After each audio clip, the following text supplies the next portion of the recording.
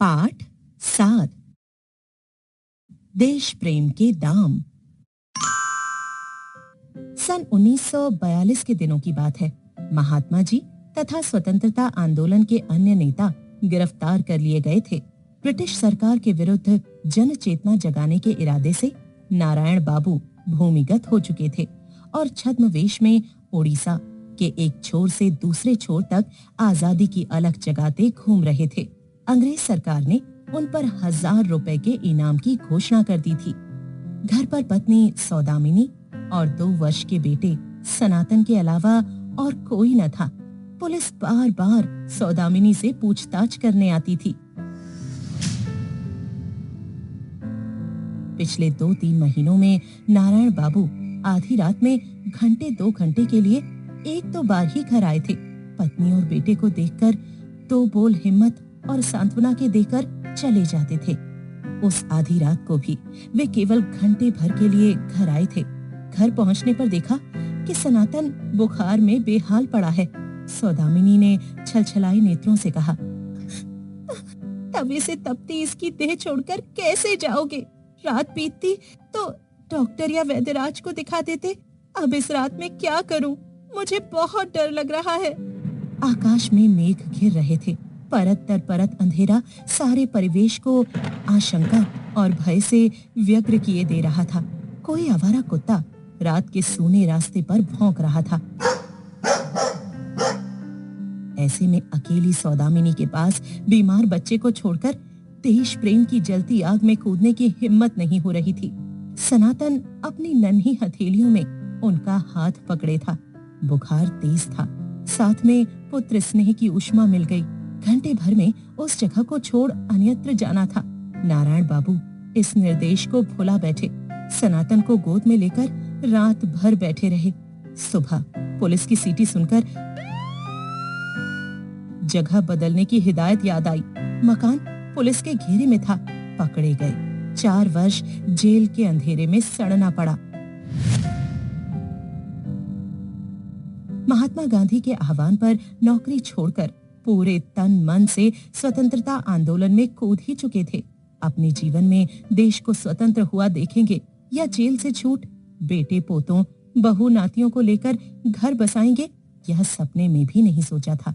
कभी कभी यह ख्याल जरूर आता था कि वे भी स्वतंत्रता सेनानी महाराणा की तरह जेल में बीमार पड़कर बिना इलाज के मर सकते हैं, या फिर गोकुल भोल की तरह जेल वालों के दुर्व्यवहार और प्रतिवाद में आमरण अनशन पर शहीद हो सकते हैं। तब सनातन जरूर ब्रिटिश सरकार से लड़ेगा। उनके जीवन का आदर्श उनकी संतान को रास्ता दिखाएगा। मगर हो गया सब उलट पलट। देश स्वतंत्र हुआ। पत्नी के चल बसने के बाद उन्होंने बड़ी मुश्किल से सनातन को वकालत की पढ़ाई करवाई। उसे स्वाधीनता के प्रति जागरूक सच्चा आदमी बनाने की पूरी कोशिश की, मगर वह अलग ही राह पर चल पड़ा। वह भी औरों की तरह इस मान्यता का पक्षधर हो गया कि किसी भी तरह पैसे कमाकर अपना काम चलाओ। अपनी उन्नति में ही देश की उन्नति है। अपने श्रम से नहीं, श्रमिकों के कंधों पर चढ़कर बड़ा दिखने की चेष्टा करो। नारायण दास को यह सोचकर ही बेहद तकलीफ होती है कि उन्हें ऐसे दिन भी देखने पड़ रहे हैं जब भोग ही जीवन का एकमात्र लक्ष्य बन चुका है। त्याग की बातें औरों को उपदेश देने के लिए ही रह गई हैं। अनेक स्वतंत्रता सेनानी आजादी के बाद देश की सत्ता हथियाने के लिए चुनावी लड़ाई में उतरे, मगर नारायण दास सबसे अलग ही रहे। बगीचे में पौधे उगाना, सूत काटना, अखबार और किताबें पढ़ना, इन्हीं में निमग्न होकर अचानक एक दिन सनातन आकर कहने लगा, बापू, हमारी यूनियन का एक लेबर लीडर 4 दिन से आमरण अनशन पर है। सरकार हमारी एक भी मांग स्वीकार करने को तैयार नहीं है। उधर लीडर का स्वास्थ्य गिर चुका है। एक भी मांग पूरी न होने पर हमारी यूनियन के प्रति श्रमिकों की आस्था नहीं रह जाएगी। वे दूसरे यूनियन में चले जाएंगे। आप यदि मंत्री से कह देते तो 40 में से कम एक मांग ही सरकार, तो अनशनकारी नेता की हालत खराब होती जा रही है। नारायण दास ऐसे लोगों से बेहद घृणा करते थे जो फल का रस पीकर अनशन तोड़ने का लक्ष्य लेकर अनशन करते हैं। सनातन की बात सुनकर उनके चेहरे पर वही घृणा उभर आई। बेटे से पूछा, मैं कौन होता हूँ? मंत्री मेरी बात क्यों रखेंगे? सनातन ने याद दिलाया, हमारे श्रम मंत्री भी स्वतंत्रता सेनानी थे, आपके साथ जेल में थे। आपने इस देश के लिए 3 बार में कुल 7 साल की जेल भोगी है, इसलिए वे आपकी बात जरूर रखेंगे। बेटे की दलील सुनकर नारायण दास गुस्से से लाल हो आए। उसको डपटते हुए सवालों की झड़ी लगा दी। क्या समझते हो, मैं व्यक्तिगत लाभ के लिए जेल गया था, इसीलिए देश की सेवा की थी क्या? उसकी मजदूरी मांगी जाती है? क्या तुम्हें पता है, गोकुल भोल आमरण अनशन पर जेल में ही शहीद हो गया था। उसके जीवन का मूल्य चुकाया किसी ने? क्षुद्र स्वार्थ के लिए, वह भी अनशन तोड़ने का दिन तय करके। जो लोग आमरण अनशन करते हैं उन्हें क्या सत्याग्रही कहा जाता है? बोलो, चुप क्यों हो गए? सनातन बाहर से चुपचाप दिख रहा था, मगर भीतर ही भीतर क्रोध से थर्रा रहा था। वह बिना कोई उत्तर दिए चला गया। उसकी चाल से नारायण दास को अनुमान हो गया कि बेटे के साथ रहा सहा संबंध भी इसी क्षण टूट गया। नारायण दास आजकल अपने बेटे बहू या संगी साथी किसी को न ठीक से समझ पाते हैं, न ही अपनी बात समझा पाते हैं। मानो सब किसी सुख नामक तोते को किसी तरह अपने पिंजरे में भर लेने के लिए दौड़ धूप में लगे हैं। क्या न्याय है, क्या अन्याय है, यह समझने की उन्हें फुर्सत कहाँ। अपने अपने मतलब में डूबे इन लोगों के बीच उन्हें बहुत अकेलापन लगता है। निहायत अपने लोग भी बेगाने जैसे दिखते हैं। उन्हें लगता है कि महाराणा या गोकुल भोल की तरह जेल में शहीद हो जाते तो बच जाते। जी रहा हूँ सिर्फ मरण वेदना सहने के लिए। उस दिन सनातन की पत्नी मधुमिता आकर बोली, पिताजी, मेरा ट्रांसफर कोरापुट के पहाड़ी जंगली इलाके में हो गया है। यदि मंत्री से कह देते तो कैंसिल हो जाता। नारायण दास ने विस्मय से कहा, बहू, तुम शिक्षक हो, बदली तो होगी ही। मैं मंत्री से क्या कह सकता हूँ? वैसे भी कोरापुट तो बहुत अच्छी जगह है। मधुमिता खींच पड़ी। जो आजादी के लिए जेल गए थे, आज कहां से कहां पहुंच गए हैं? क्या कुछ नहीं मिला है उन्हें? अपने बेटे पोतों के लिए उन्होंने बहुत कुछ कर दिया, और आप न खुद कुछ करेंगे, न हमें चैन से जीने देंगे। नारायण दास यह सुनकर तैश में आ गए। बोले, आजादी के लिए जेल गया था तो आजादी के बाद उससे लाभ उठाऊं, मुनाफा लूं? छी छी, जिनके नेतृत्व में आजादी मिली वे महात्मा अपने लिए क्या कुछ चाहते थे? कोई पद पदवी ली? बोलो।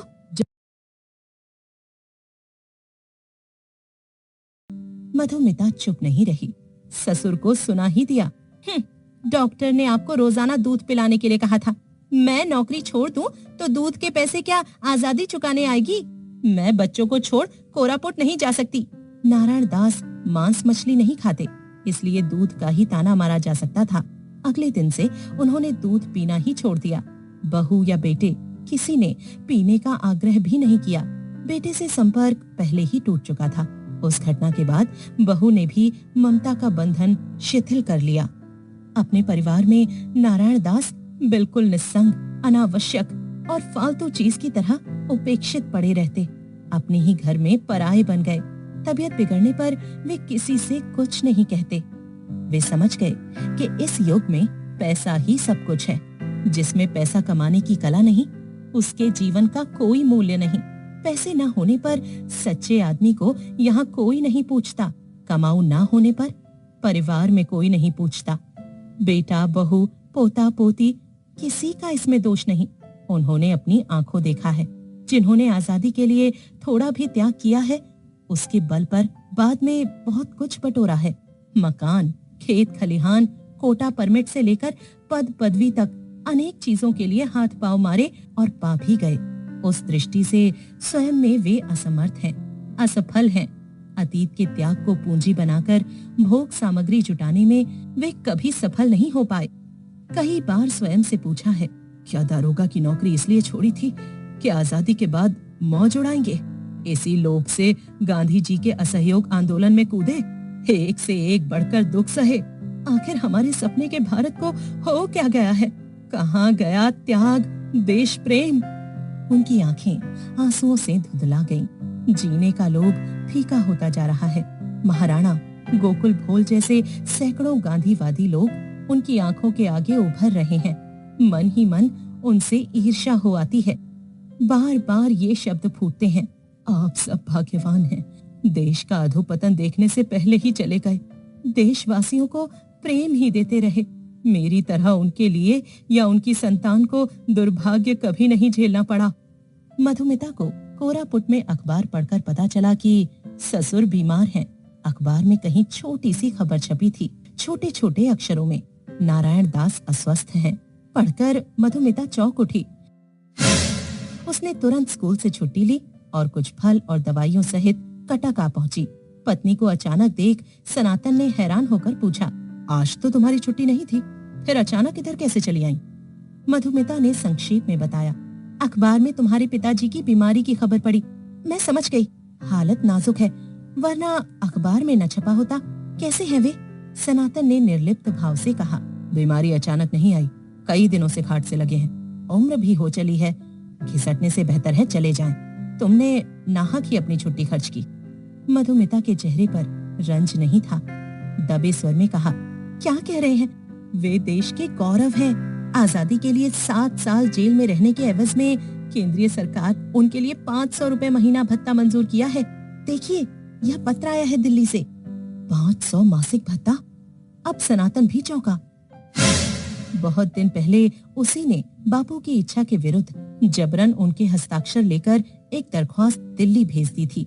उसे हैरानी इस बात की थी कि वह बिना किसी सिफारिश के मंजूर कैसे हो गई। मधुमिता ने कागज दिखाया। 4-5 दिन पहले उसी की मार्फत पत्र आया था। केंद्रीय सरकार ने सगर्व स्वाधीनता सेनानी नारायण दास को जीवन भर के लिए 500 रुपए महीने का भत्ता मंजूर किया है। उस कागज पर मधुमिता और सनातन की 4 आंखें खुशी से भरकर नाच रही हैं। मानो पहली बार यह कागज पढ़कर वे यह जान पाई हों कि नारायण दास सचमुच स्वाधीनता सेनानी थे। देश की आजादी के लिए वर्षों तक जेल में भी रहे थे। मधुमिता ने कहा, जो हो गया सो छोड़ो, आप देर न करो, जल्दी डॉक्टर बुलाओ। हर हालत में पिताजी को बचाना होगा। वे देश के गौरव हैं, जाति के आदर्श हैं। जाओ। सनातन तेजी से उठ खड़ा हुआ। डॉक्टर को तुरंत बुलाना है, देर ना हो जाए। नारायण दास आंखें मूंदे बिस्तर पर लेटे हैं। दर्द से सारी देह बेचैन है, सांस लेने में भी कष्ट हो रहा है। अचानक किसी ने पांव सहलाए।